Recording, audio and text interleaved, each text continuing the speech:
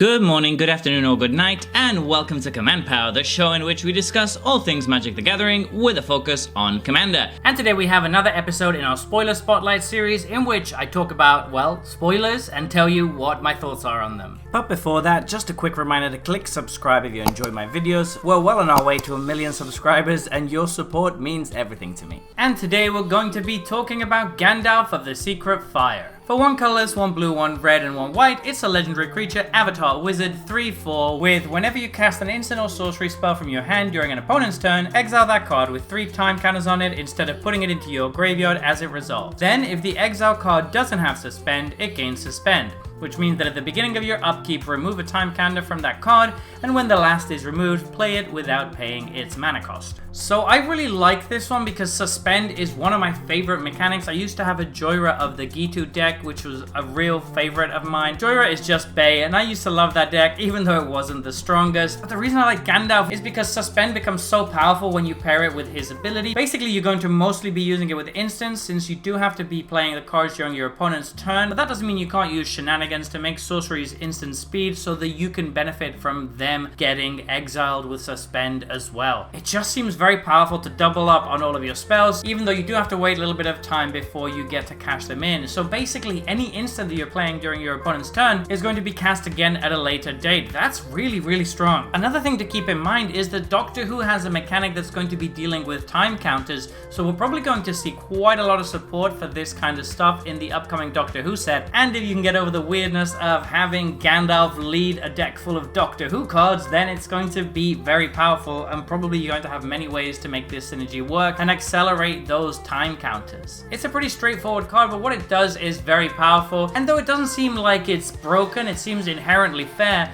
It is strong that it doesn't limit itself to just once per turn. You can basically do this with any instant you play during your opponent's turn as long as Gandalf is alive. That really allows for some very powerful turns where you just kind of play a bunch of cheap cards that do stuff, and then you're just going to kind of get to double them up at a future turn, which means you're going to have another incredibly powerful turn during your own turn for no mana. Just a very strong effect. I think it's a very cool commander that I'm looking forward to try out and play. I think I'm going to try my hand at building this one because it seems very out of the box, and I do love those kind of commanders that make me think differently about the game. So there you have it. Those have been my thoughts on this new spoiler. What do you think about this card? Please let me know in the comment section below. I read all comments and respond to all of them too. And if you enjoyed this video, don't forget to click like or subscribe. It really helps the channel. And until next time, take care. La, la, la.